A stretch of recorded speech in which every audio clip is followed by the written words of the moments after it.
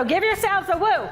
Woo! Oh, y'all are good. But you gotta get the hands going too. So, okay, will you do it again? Okay, 1, 2, 3. Woo!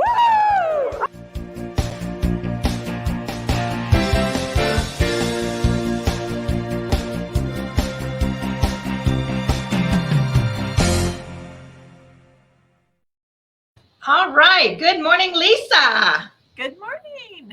How you doing today? Good. Okay, I look like, this is the funniest thing. Lisa and I have been spending the last 10 minutes playing around. She's fixing her stuff. It looks like I have a light, like right under here. There is no light on.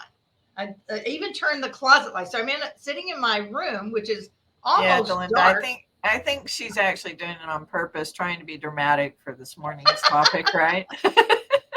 Well, I wish I was trying that, but no, that's not really what's happening here. It's like, oh my goodness. So somehow I have enough natural light coming just through the slats of the shutters that's bringing in all this light. Like, oh my goodness. So anyway, we'll just pretend there must be something dramatic I'm needing to do today. So what's going on, Lisa? Fill us in. What's going on with you today? Or this week? I had to batten down my backyard, hoping that it won't blow away in today's wind. So, yeah, we're supposed to get a lot of wind today, aren't we? Yeah, they're saying up to 60-mile-per-hour gusts. So, yeah, that's pretty significant. Like, oh my gosh. Yes. Yeah, I'm hoping they're wrong. Yeah, and it's trash day. I know y'all want to know all this. This is real life, just in case you ever want to know. We talk about real life on this show. So the trash cans are lined up, all the little soldiers down the street. And if those winds pick up, we're going to have trash cans everywhere. Everywhere. Yep. Like, oh my gosh, it's like crazy. So, and then I guess we better go out and take all the cushions off the patio furniture. Because, we had such a beautiful day yesterday. It was like springtime. And here we go again. So kind of like, I know it is in Kansas City, but it's just kind of the same here. If you don't like the weather, wait a little bit and it'll change. So you never know what it's going to do for sure. Yep. All right. So this morning, if you're out there with us, we would love for you to say hello and tell us where you are. Where do you live? Kansas City, Florida. I don't know. Maybe you're up in Massachusetts. I don't think we've ever had somebody from Massachusetts before. Often we have several gals who will join us from California. That's always fun. So tell us who you are and where you live. That way we can see our reach, how far we're going across the country. And I will put a little bit of thing in here. And you see under my name where it says wowtheworld2023.com. If you want all the details on the event happening here in August, then go there and find it out and reserve your spot. You don't want to be left out. This is going to be an amazing event. We're still not quite ready to release the keynote speaker just yet, but we will be, plus other goodies and people coming and things that we're doing. And so as we go along, and by about mid-March, when you say, Lisa, we will be ready to probably release all of those fun details to everybody. Yep, that's our aim. Yeah, that's where we're heading to. So anyway, well, this morning our topic is don't be afraid to ask for what you want. And so when you saw that I posted that, Lisa, how did that hit you? What do you think about that? I think that a lot of times we start small in our asking, so that we don't disappoint ourselves. And so I with what you've taught me about abundance and the fact that, our God wants to give us an abundance, that we can ask for bigger things. We can dream big. Mm-hmm. Absolutely. And I think, I know my sister at one point, this is a few years ago, there was something that she had wanted me to do. Actually, when she was able to adopt her little boy, and he was just a baby, and she was running the consignment shop. And I always got the feeling that she really wanted to be super mom. And she was so happy. I mean, she wasn't able to adopt him. She was over 50, almost almost 60, like 55, 56 when she got him. And she, she just was so in love and enamored, of course, with this child. So the feeling that I had was that she just wanted to, kind of keep that to herself, and really enjoy that time. Well, about 2 years later, we're having one of those sister heart to heart. She says, well, I just have to tell you, it really hurt my feelings that you didn't step in more and want to come and help me. Oh, I was flabbergasted. It's like, oh well, my. why? And I said to her, well, why didn't you ask me? Why didn't you say? I said, I thought you want to just keep him all yourself because, you were a first time mom. And that was the feeling that I got from you.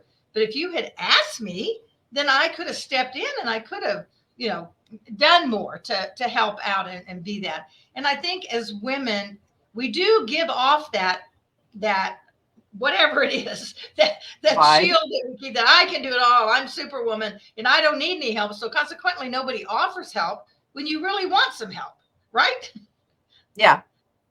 Well, and I mean, not everybody's a mind reader.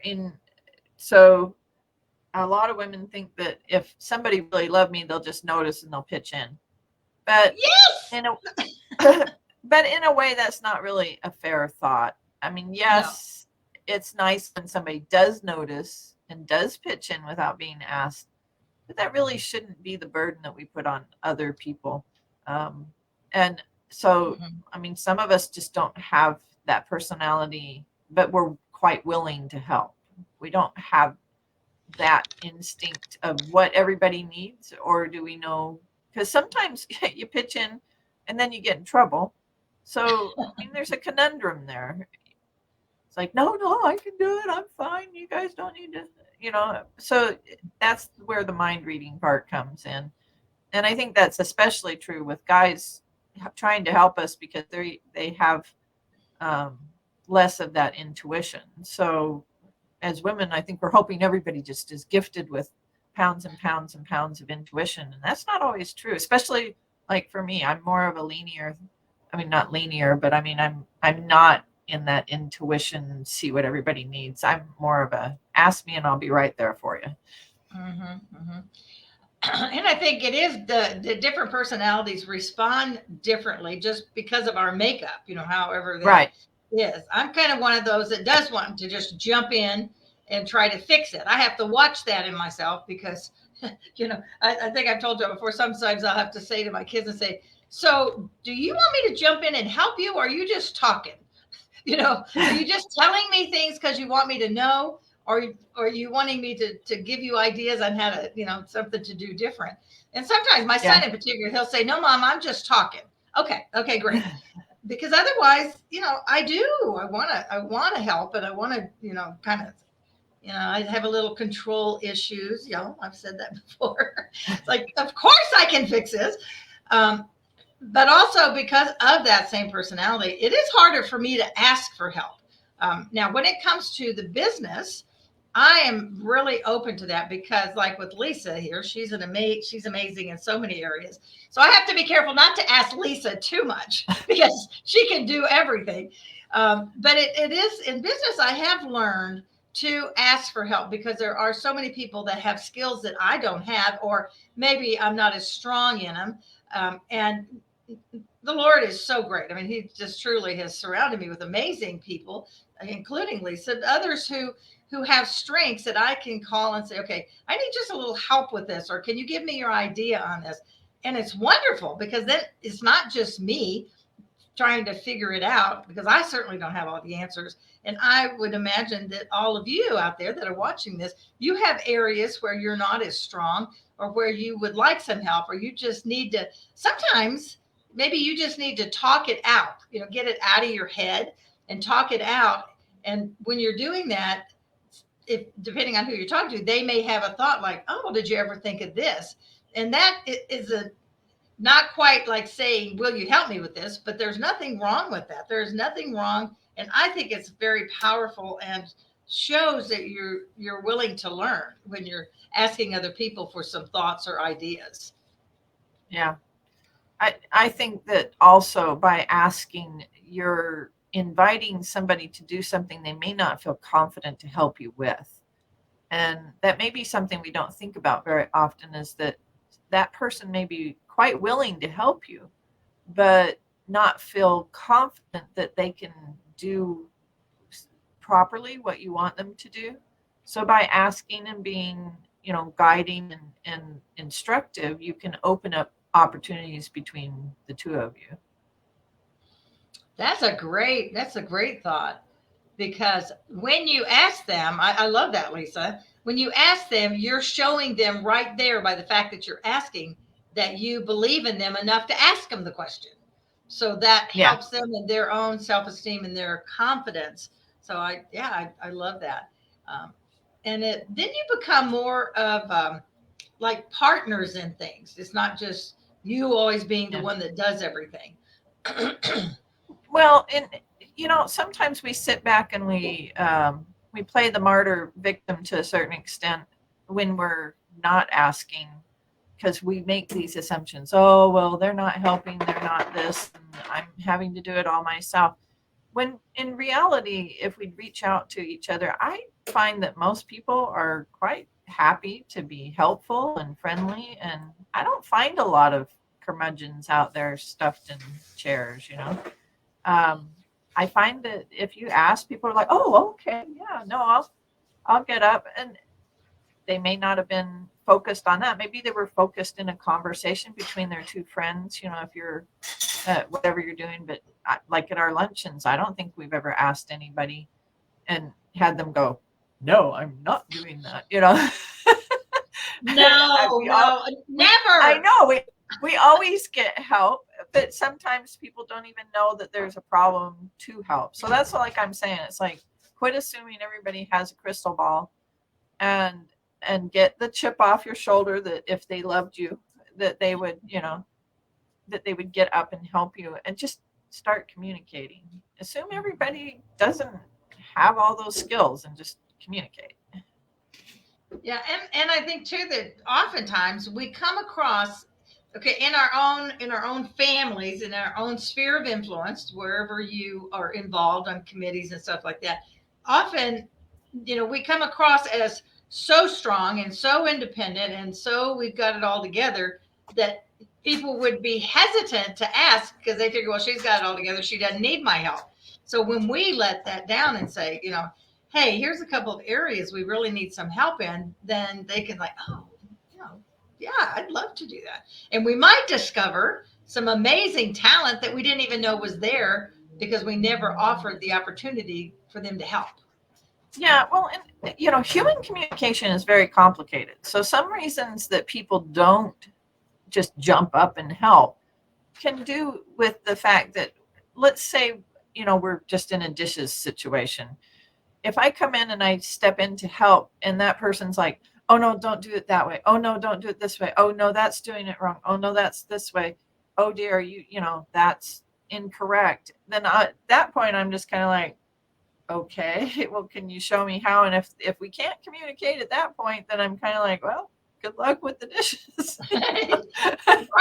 Right. And next time, I'm probably going to be a lot more hesitant about asking. So, I mean, about jumping in. And so, when we ask somebody to help us, try to pull in that micromanager and, let them actually help. Right. I remember Even when if it's not perfect. it's not. I know, and if they do it differently than we do, hey, that's okay, right? They don't have to do it the same way we do it.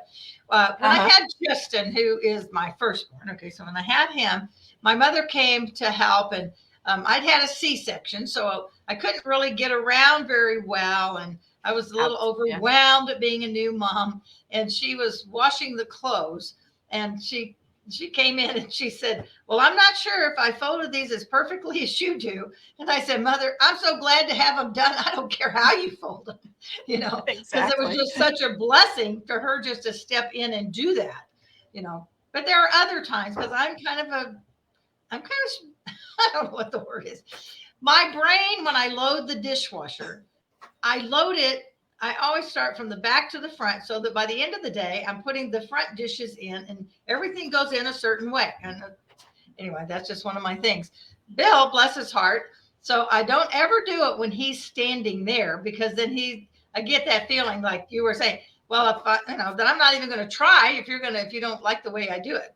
But I'd rather him be loading it. So he will put his dishes in or whatever. And then before we turn it on, I'll go in and reorganize it so things will wash better, Yeah. You know, this reminds me of a story that was kind of a learning lesson for me, was that the kids all helped decorate the Christmas tree, and then we went to bed. And after they were in bed, I fixed it all. And then when we got up, Derek said to me, "How come you moved everything around in the morning?" And I didn't really have a good answer for him. So every Christmas after that, I just left everything looking like all the ornaments were all in one quarter of the tree. And that was just how it was. Because I realized that those components just really, we make a lot of things important and over the people. And that's part of why people don't help. They get injured as children and people. So it's like, gosh, when we're asking somebody relax and breathe and realize that moment will pass by, you know, and that the people Absolutely. doing stuff in the middle, it's more important. You can teach as you go along the way too. But anyway, those are other components as to why I think people don't either ask because they've been burned on one side, and gotten into trouble, or they don't just offer to help without being asked. So Yeah, and I think that's true. So the fact that he asked you, what you realized was, oh my gosh, he noticed. You probably thought he wouldn't even notice that, I did, and but so that would be wrong since both my boys seem to have almost a photographic type memory. So, uh, oh, kind of like their mom yeah. remembers Well, everything. Michael's is more verbal, but Derek has very much a photographic memory. So So and so I think so when we do ask for help, release it, calm down, and just enjoy the fact that you're having the help. And I think too, what I see in business wise is that oftentimes in a company situation, when somebody comes to you to help with a project, if they're too controlling and they're micromanaging, you are less likely to want to help and to make a difference because they're not really allowing you to use your gifts. They just want you to play puppet and do exactly how they say. But yeah, in the other hand, when you have a leader who comes to you and asks for help, say, hey, we need to do this as a team, and they actually listen to you, that is so empowering. And so as yeah, leaders, that's something we need to remember is to really listen to what the other people are saying and really take into account their ideas or their thoughts. And maybe, goodness sake, somebody else could do it better than you. It's like, you know, yeah, and that could be a good thing, right? Um, yeah, but and I think for those of us who are stronger, stronger in leadership or in the personality wise, um, I think it is really good for us to let down that shield or that persona sometimes that we have that we don't need help because we all do. And by asking other people for help, it is giving them an opportunity to step up and share what they have to, whatever it is they have to share of their gifts and talents. yeah. I agree.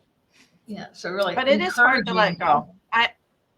Yeah. Huh? Sometimes it's hard to I said sometimes it's hard to let go because, like you said, we have developed these patterns of particular ways we do things, and sometimes those ways have reasons, and so we start thinking that we need to always have everything the way we've had it before. So it Mm-hmm. can be hard to dump that and just relax and let things happen less organized or less perfect. Like, Right. Right. for instance, or like, I'll put out this is in my family because both my sisters are like more Martha Stewart talents, and I missed that bandwagon. I was late to get there or something.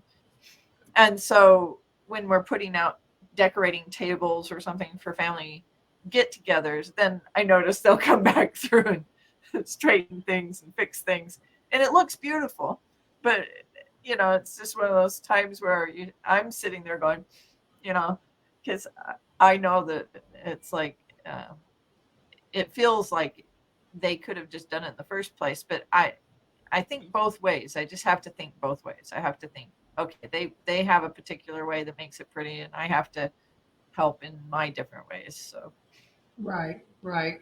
And for us to try not to wear our feelings on our shoulders all the time, because it is easy to get our feelings hurt. That's for sure. yes, it The is. other part of don't be afraid to ask what you want is what is it that you want in life?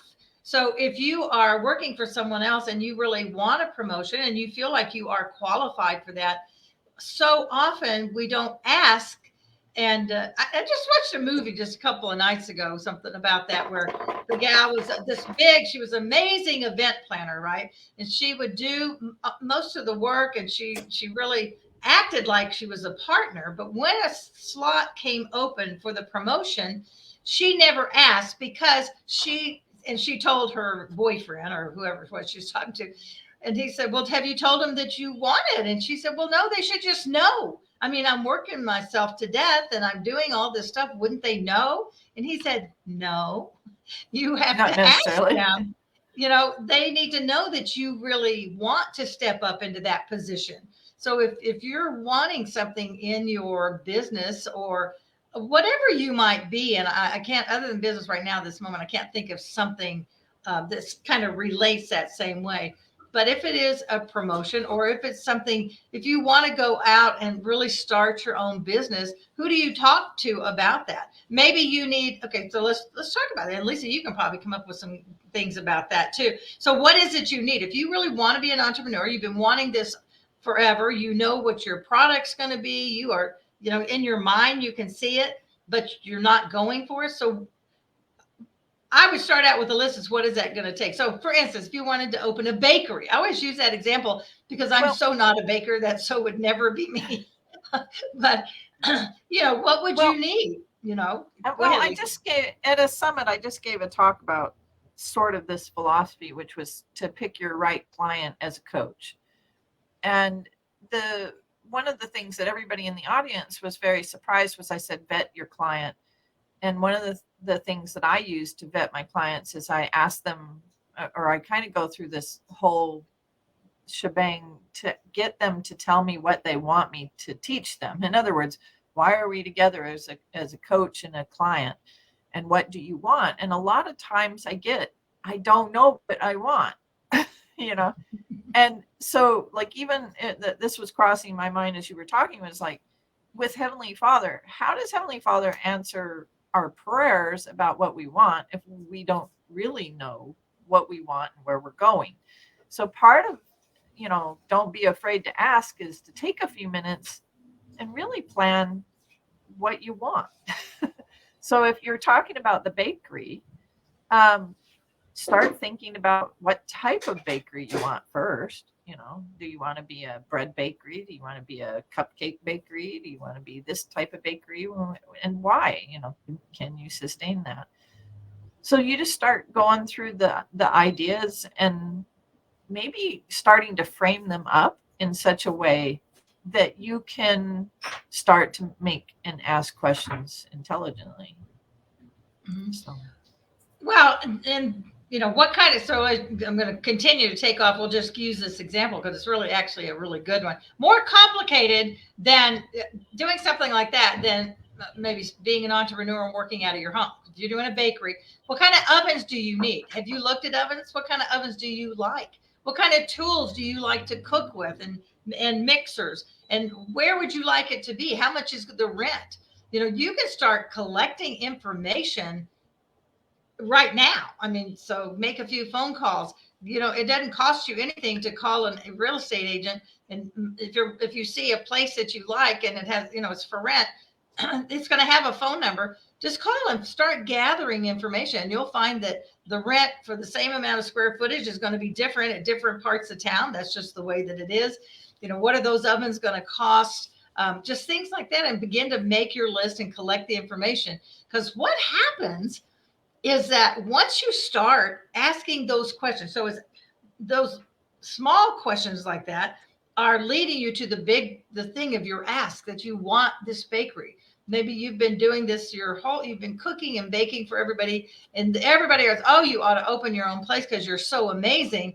And yet that you get scared. I mean, that would be, and it would be scary. But when you've got those talents, then why not start asking the question? It could be that halfway in you realize that that really is more that you want, that you would rather continue to bake but do it in a different way, maybe. Or maybe you can provide the baked goods for a restaurant that would just pay for the desserts, and that's going to be more local, probably not, Chili's or anybody's not going to do that, but local owned things. So there's so many different things you do if that's your big ask, if that's what you really want. And I say, oh, that's a good question, Lisa, that you put up there. What makes you afraid to ask? And I would love it if y'all would put out there what is it that that holds you back. Sometimes you're afraid that it really happens. Can you really handle what happens? If you get the yes, what are you going to do with the yes? My husband calls that when the dog catches the truck. The dog's chasing the truck, but what are you going to do when he actually catches the truck? Excuse me. So it's just kind of that that thing. And if you want, let's just say again that maybe something you want in your whatever age you are, and you didn't go to college in your early years for whatever reasons, but you've always wanted that degree. So don't be afraid to ask for that. And that's asking yourself to go to the community college. Start small. Go to the community college and take one class. Take one class and see what that feels like. Get your brain back in thinking that kind of thoughts, and then go and get it. I mean, I've heard so many stories of women that have gone back to school in their 40s and even 50s because that's something they always wanted. So don't be afraid to ask for what you want. If you have a longing desire, and I believe God puts those in it. When you have a desire that's been in your heart, and it says He will give you the desires of your heart, I believe that He's the one that puts the desire there. So if He puts it there, He wants to help you. He wants to bring into your path what's going to make that happen. Does that make sense? He's going to provide the way, but you still have to walk the walk. We still have to pick up the phone and make the call and find out, how do you register for a class, or how much is the rent on that building, or how much are those piano lessons? Because, God loves us so much, and He wants all these beautiful things for us. I'm not talking about things, but He wants all these blessings for you. But sometimes He wants you to ask. He wants you to say out loud. Because when you talk out loud, when you say things out loud, it becomes more real in your brain. Now, this is where Lynn, and you too, Lisa, when you start saying things to yourself, praying about them, and talking them out loud, your brain in your subconscious begins making those things happen. I mean, your brain wants you to be successful, and it's going to do everything. But our part is just speaking them out there. God created the whole world, but He spoke it. Our words are powerful. So, don't be afraid to ask, whatever that is. Yep. So we are at the top of the hour. I know. I can't believe it. And we haven't had any comments this morning. So this may be one of those mornings that everybody was late getting up. Of course, out here that could be true because it's only 8:00, and out in the Midwest and all, it's 10 and 11. But I just am so happy that y'all tuned in with us this morning. So whether you're live right now or you're watching the replay later, you might ask yourself, what is it that you are afraid to ask for? Because chances are most everybody has something, and maybe not right now. Maybe it was something that you wanted earlier. And here's a thought. Maybe it's something you wanted earlier in your life that's still back in the back of your brain, deep in your heart, and you were afraid to ask earlier, and now you don't think that it could even be possible because you've never asked for it. So look at what is it that you really want, and what does that mean to ask for it? It's pretty easy to think of ask for the promotion if that's where it is, but sometimes it's something different than that. Sometimes it is a prayer request that you're asking the Lord about. Sometimes it's permission to do something, maybe a way to help. Maybe you really wanted to help somebody, or you want to help. You see someone, you want to help them, but you're afraid to ask them because you're afraid it might insult them. we can do so many things to turn it around because we're afraid of rejection. That's one of the biggest fears that most people have. So, hi, Rachel. Good morning, sweet cousin. You needed that. Thank you. I'm glad that we could help you out with that. Sometimes it's just nice to know you're not alone trying to figure these things out. So, anyway, well, thank you all. Any last thought, Lisa? Well, in the week, I always like to make challenges. So if there's something you've been afraid to ask for that you really want, write it down on a piece of paper and write maybe a few steps how you can be brave enough to ask for it, or even pray about it. So I love that. That is a great one. It's like getting it out of your head and on a piece of paper, right? Yep. Okay, so I'm going to do my ask. Perfect fitting right here. My ask for all of you is to come join us in Las Vegas. She went bye-bye. But what she was talking about was join us in Las Vegas for the WOW conference. And it looks like she's coming back here pretty quick. So weird. Just totally kicked me out. So what were you saying? You were going to fill in the blanks, right? Oh, no, I was just filling it in while you were gone for a few seconds. So I said that what she was saying is she wants you at the WOW conference. Exactly. So WOW the World 2023. It's right there on the screen, 2023.com. This is going to be a time of refreshing, a time of learning, a time of sharing, a time of networking. You might meet your next best friend. You might meet your next client that is going to change your world. Maybe you're going to meet some women that you can collaborate with, and all of you can grow together. I could almost guarantee that if you're open to it, there are going to be so many blessing opportunities at this conference that I so want to invite you to come. So that is my ask. Look at your calendar, mark it down, make sure the date's going to work. Then you can go and you can get your ticket. The half price, the basic $200 discount is going to last till April the 30th. And then come and be part of this amazing time, y'all. The world's been in a weird place for the last couple of years, and it's time to take charge of our lives. It's time to get out and travel and just see what else is out there. Where's that? You may get it's one of these kind of things that sometimes, when you go to a conference and you're around different people, you hear that one thing that can really help you make that mind shift. It can really help you take that next step because of the amazing lineup of people. And you're going to have so much fun with Lisa on Friday night. She's doing her amazing Valuation and Time Lord. It's kind of done like a game, right, Lisa? Gamified. Yeah, did you tell me that? Yeah, so the workshop is a time management or a mindset workshop, and it's gamified so that it's fun. And we're going to enter into the fantasy academy type situation, and I wear a costume, and we have all kinds of things that we do that you get to imagine and pick different things. I won't give away the whole caboodle, but it's a lot of fun. Yeah, so this is not, let me just tell you, this is not like going to church. This is not like going to a Borneo real estate conference. It's not like anything you've been to before. I've been to a lot of conferences, and this is different than any that I've ever been. I've sort of picked the favorite things I like and everything and put them together in this conference. So, if you get bored easily in some things, we're not going to sit still long enough for you to get too bored. You know what I'm saying? And on Saturday, we're going to start it out with a rockin' keynote. So it's just going to start with a bang and just continue going crazy. Yeah.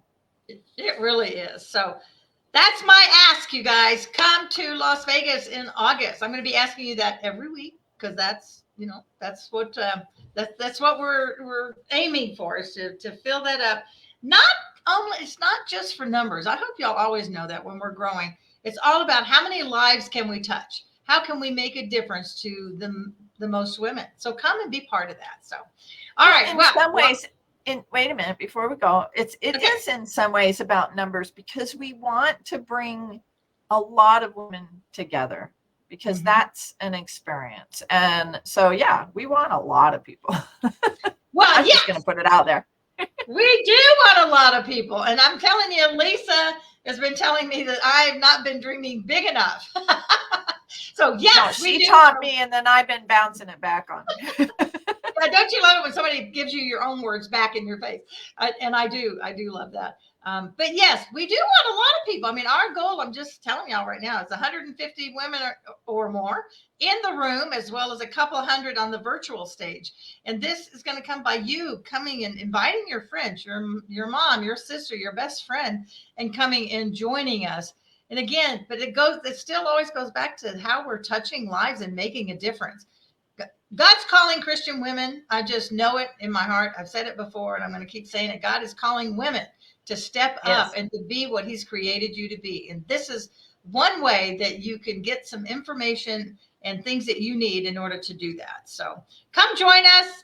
And remember that life is not a matter of chance. It is a matter of choice. So choose wisely in what you're doing. Choose to ask for what you want and choose to mark the calendar and come to Las Vegas. So, all right. Thank you so much, you guys. See you next week.